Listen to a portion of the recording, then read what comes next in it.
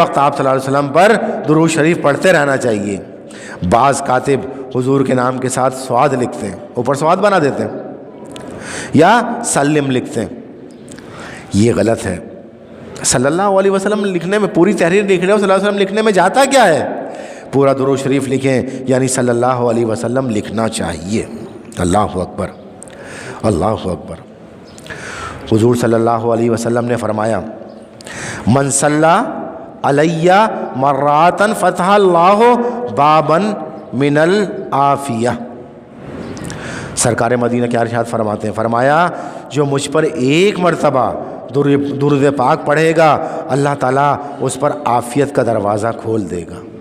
جو مجھ پر ایک بار درود شریف پڑھے گا، اللہ تعالیٰ اس پر عافیت کا دروازہ کھول دے گا۔ سرکار مدینہ نے یہ ارشاد فرمایا تو ہمیں چاہیے اٹھتے بیٹھتے چلتے پھرتے سوتے جاگتے درود شریف پڑھتے رہیں اور اپنے پیارے آقا پر درود بھیجتے رہیں۔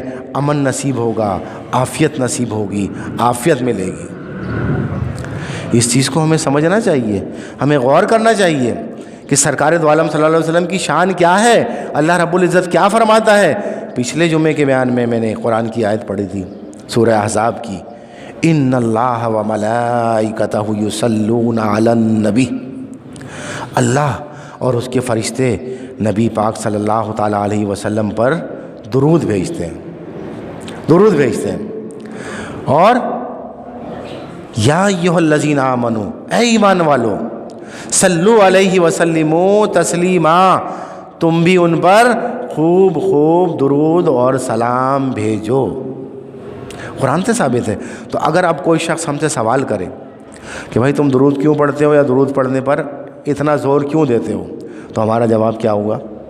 کیا ہونا چاہیے ہمارا جواب؟ ہمارا جواب یہ ہوگا کہ یہ اللہ کا حکم ہے بھائی، یہ اللہ کا حکم ہے، اور ہم اللہ کے حکم کی عدولی نہیں کرتے۔ اسی وجہ سے اب ادب سے درود بھیجنا چاہیے۔ ہمارے ہاں سب سے زیادہ ادب کا طریقہ یہ ہے کہ آدمی کھڑا ہو جائے اور ہاتھ باندھ لے۔ سب سے زیادہ ادب کا طریقہ یہی ہے کہ آدمی کھڑا ہو جائے اور کھڑا ہو کے ہاتھ باندھ لے، اور ہاتھ باندھ کر سرکار دو عالم صلی اللہ علیہ وسلم کی بارگاہ میں درود پاک پڑھے، کثرت سے پڑھے، اور درود کا جواب آتا ہے سمجھنے والا ہونا چاہیے، سمجھنے والا ہونا چاہیے۔ درود کا جواب آتا ہے، جس نے سرکار پر درود پڑھا وہ بے ایمان نہیں رہے گا۔ جیسے میں نے موسیٰ علیہ السلام کے دور کا واقعہ بتایا کہ موسیٰ علیہ السلام کے دور میں ایک شخص تھا، اس نے جب زبور میں نبی علیہ السلام کا نام نامی اسم گرامی سنا تو اس نے ادب سے چوم لیا اور سرکار پر درود پڑھا۔ گناہ گار تھا، بے ایمان نہیں تھا، گناہ گار تھا۔ دیکھو پھر کہہ رہا ہوں، بے ایمان کی، مشرک کی اور کافر کی مغفرت اور بخشش نہیں ہے، لیکن ایمان والے کی ہے، کوئی نہ کوئی سریع سبب بن جائے گا۔ جب اس نے پڑھا تو اس کو اٹھا کر جب وہ مرا تو اس قوم نے لے جا کر باہر پھینک دیا۔ اللہ تبارک و تعالیٰ نے موسیٰ علیہ السلام تک وحی بھیجی اور کہا، اے موسیٰ اس بندے کو لے کر آؤ، اس بندے کو لے کر آؤ، اور لانے کے بعد اس کی نماز جنازہ پڑھو، اس سے غسل دو۔ موسیٰ علیہ السلام نے کہا اچھا، اللہ تبارک و تعالیٰ کا حکم ہے۔ اپنے ساتھیوں کو حکم دیا کہ جاؤ فلانا بندہ ہے، اس کو اٹھا کے لے کر آؤ۔ تم لوگوں نے اس کی لاش باہر پھینک دی، کس سبب سے پھینکی؟ انہوں نے کہا یہ تو بڑا گناہ گار بندہ تھا، خطا کار بندہ تھا، ہم نے کہا اس کی کوئی گنجائش نہیں ہے، اتنا گناہ گار ہے، اس کو اٹھا کے باہر پھینک دیا جائے۔ تو پھر کیا ہوا؟ اٹھا کے لے کے آئے وہ، نہیں اٹھا کے لاؤ، اللہ کا حکم ہے۔ جب اٹھا کے لے کے آئے، غسل دیا گیا، اور پھر جو نماز جنازے کا مرجوہ طریقہ تھا وہ طریقہ اختیار کیا گیا، اس طریقے کے تحت اس کی تدفین عمل میں لائی گئی۔ تو پھر لوگوں نے سوال کیا کہ کیا وجہ ہے؟ تو موسیٰ علیہ السلام نے اللہ تبارک و تعالیٰ کی طرف رجوع کیا، اور رجوع کر کے پوچھا، یا اللہ کیا معاملہ ہے؟ یہ تو ایسا گناہ گار بندہ تھا۔ کہا موسیٰ اس نے زبور میں ایک دفعہ آپ کا نام نامی اسم گرامی سنا، اور وہ سن کر آپ پر درود پاک بھیجا، اس درود پاک پڑھنے کی برکت سے ہمیں اتنا پسند آیا کہ ہم نے اس کو بخش دیا، اسی وجہ سے ہم نے تمہیں حکم دیا کہ اس کی لاش لاؤ اور لاگن۔ تو لوگوں سرکار پر درود پڑھا کرو، درود پڑھنے سے امن نصیب ہوگا، درود پڑھنے سے عافیت ملے گی۔ اب آپ کو ایک طریقہ بتاتا ہوں زیارت مصطفیٰ صلی اللہ تعالیٰ علیہ وسلم کا۔ علماء کرام نے لکھا ہے جس غلام مصطفیٰ کو سرکار مدینہ کی زیارت کا شوق ہو، صلی اللہ علیہ وسلم کی زیارت کا شوق ہو، علماء کرام فرماتے ہیں وہ یہ درود شریف کثرت سے پڑھا کرے، اس درود شریف کو کثرت سے پڑھا کرے، انشاءاللہ تعالی سرکار دو عالم صلی اللہ علیہ وسلم کی زیارت سے مشرف ہوگا۔ اللہم صلی علی محمد وآلہ وسلم کما تحب وترضی لہ، کیا؟ اللہم صلی علی محمد وآلہ وسلم کما تحب وترضی لہ، یہ پڑھیں، خواب میں انشاءاللہ تعالی حضور صلی اللہ علیہ وسلم کی زیارت سے مشرف ہوگا۔ مولا صلی وسلم دائماً ابداً علی حبیبی کا خیر خلق کلہم محمد سید القونین والثقلین والفریقین من عربی ومن عجمی، مولا یا صلی وسلم دائماً ابداً علی حبیبی کا خیر خلق کلہم۔ اللہ تبارک و تعالی ہم سب کو درود پاک پڑھنے کی توفیق خیر عطا فرمائے۔ وآخر دعوانا ان الحمد للہ رب العالمین۔ پرچہ ہے، اس میں سوال ہے، پہلے تیسرا سوال پڑھتا ہوں، کیا سالگرہ منانا جائز ہے؟ کیا سالگرہ منانا جائز ہے؟ دیکھو بھائی، ہم دو طبقوں میں تقسیم کرتے ہیں، الکفر ملت واحدہ، المسلم ملت واحدہ۔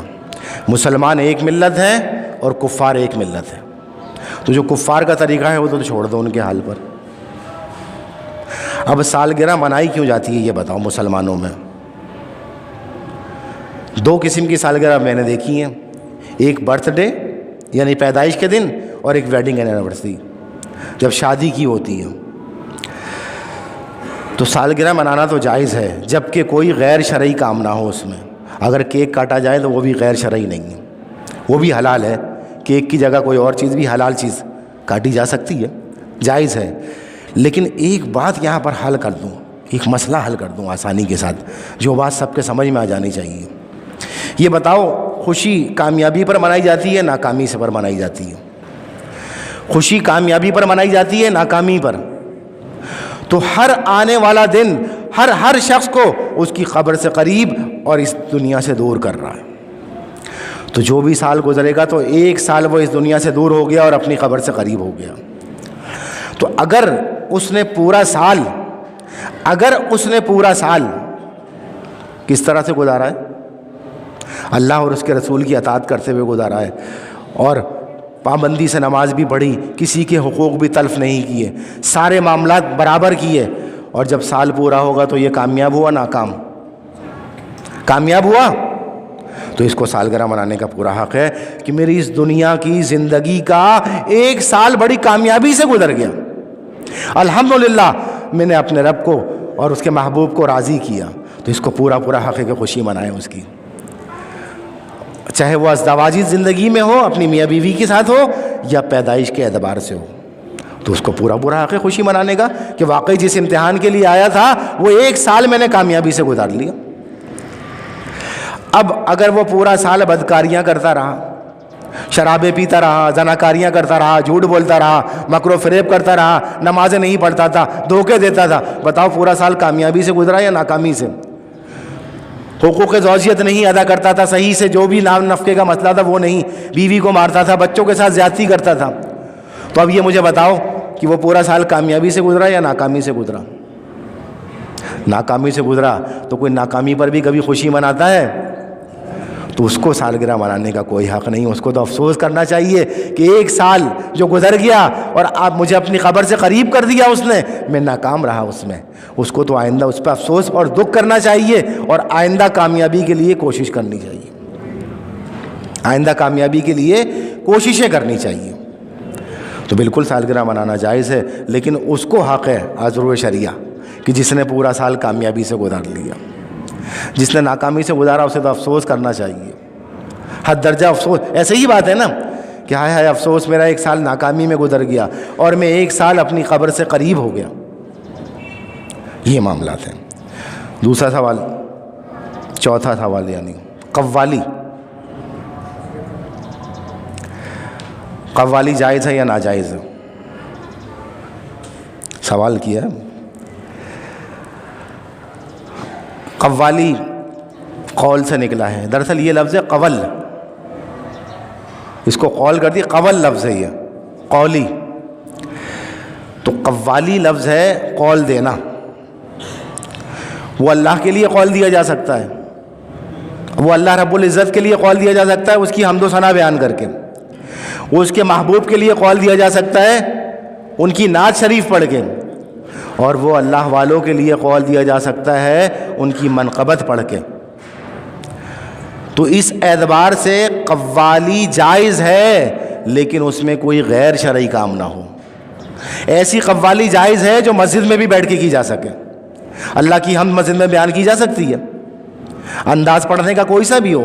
رسول اللہ صلی اللہ علیہ وسلم کی نعت مسجد میں قول کے انداز میں دی جا سکتی ہے, اور کسی اللہ والے کی منقبت مسجد میں بیٹھ کر پڑھی جا سکتی ہے.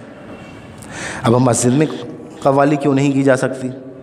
کسی سے کہو کہ بھائی مسجد میں آ کے قوالی کرا لو, لا حول ولا قوت. اچھا تو پھر تم باہر کر آتے ہو تو کیسا ہے مزامیر کے ساتھ؟ نبی پاک صلی اللہ علیہ وسلم مبعوثی اس لیے ہوئے ہیں کہ وہ ہر اس آلے کو مٹا دیں جو منہ سے بجانے والا ہو, چاہے ہاتھ سے بجانے والا ہو یا پیر سے بجانے والا ہو. تو جہاں شریعت کی مخالفت ہو وہاں جائز نہیں. خلاف شرع جب بھی کام ہوگا تو ڈھول تاشے اور باجے کے ساتھ حرام ہے یہ. اور صرف لفظ قولی قوالی قول دینے سے مراد ہے جس میں مزامیر نہ ہو, وہ جائز ہے. کہیں بھی دیا جا سکتا ہے, مسجد میں بیٹھ کر بھی دیا جا سکتا ہے, مسجد سے باہر بھی دیا جا سکتا ہے. لیکن جو مروجہ طریقہ رائج ہے وہ حرام ہے, کیونکہ مزامیر حرام ہے. ایک مرتبہ رسول اللہ صلی اللہ علیہ وسلم تشریف لے جا رہے تھے. جب تشریف لے جا رہے تھے آپ صلی اللہ علیہ وسلم تو آپ کو مزامیر کی آواز آ رہی تھی. آپ نے اپنے دونوں کانوں میں انگلی دے لی اور انگلی دے کر سیدھے چلتے. آپ کے ساتھ کوئی تھا, آپ اس سے پوچھتے آواز آ رہی ہے یا بند ہو گئی, آواز آ رہی ہے یا بند ہو گئی. تو پتہ چلتا کہ آواز جو ہے وہ آ رہی ہے. تو جب تک آپ نے دونوں کانوں سے اپنی انگلیاں نہیں نکالیں, جب تک اپنی دونوں کانوں سے انگلیاں نہیں نکالیں. اور لوگ مثال دیتے ہیں کہ خواجہ معین الدین چشتی اجمیری رحمۃ اللہ تعالیٰ علیہ نے قوالی کا سلسلہ شروع کیا, تو اس کی بھی آج وضاحت کر دوں. جب آپ دین اسلام لے کر ہندوستان کی سرزمین پر آئے تو آپ نے دین کی تبلیغ شروع کی. جب دین کی تبلیغ شروع کی آپ لا الہ الا اللہ, ہر ولی ہر نبی نے لا الہ الا اللہ کا پیغام پہنچایا ہے, اور یہی پیغام توحید ہے. محمد رسول اللہ اس کا ذریعہ بنا. یہ پیغام دیا جب آپ نے, تو اس وقت ہندو آتے اور آپ کا پیغام سنتے. جب ہندو پنڈت وغیرہ یہ سنتے تو وہ ڈھول تاشے کے ساتھ کیا شروع کر دیتے, بھجن گانا شروع کر دیتے. تو اس میں ایسی تراوٹ تھی کہ لوگ اس طرف چلے جاتے. تو پھر آپ نے 4 آدمیوں کو تیار کیا جنہوں نے بغیر جھانجر کی دف دھم دھم دھم آواز نکلتی ہے اس پر لا الہ الا اللہ لا الہ الا اللہ کا ذکر کرایا. تو وہ سارے لوگ اس طرف واپس متوجہ ہو گئے اور پھر وہ بھجن کی ترکیب ختم ہو گئی اور اسلام پھیلنا شروع ہو گیا. تو مزامیر کے ساتھ حرام ہے, یہ میں نے بتایا قوالی. 2 سوال اور ہیں, اس کا جواب پھر میں اب سنتوں سے پہلے دوں گا. ابھی اذان ہوگی, اذان کا جواب. کیا دینی مدرسے میں دنیاوی تعلیم دینا جائز ہے؟ کیا منظور الاسلام بنات اسلامی بہنوں کو وقف کر دیا گیا تھا؟ اس کا سوال میں اس کے بعد دوں گا. یہ رکھ لیتا ہوں میں پرچہ. اللہ تبارک و تعالیٰ اذان کا جواب دے کر 30 لاکھ نیکیاں